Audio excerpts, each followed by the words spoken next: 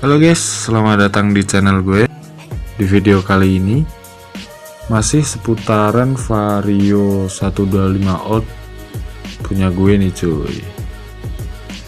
Nah, baru-baru ini di Vario gue di bagian mesin sebelah kanan bunyi ngorok gitu cuy. Ini gue kasih tahu bunyinya kayak gini.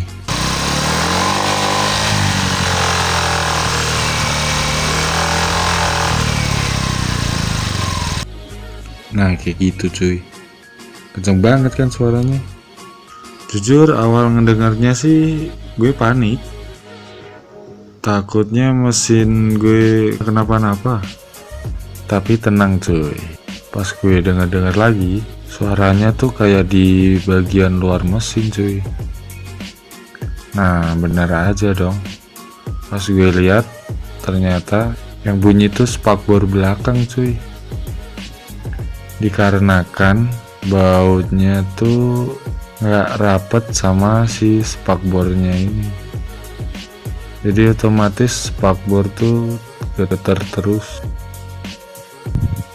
Nah kalinya di sini gue pakai ganjal karet biar si baut sama si spakbor tuh rapet.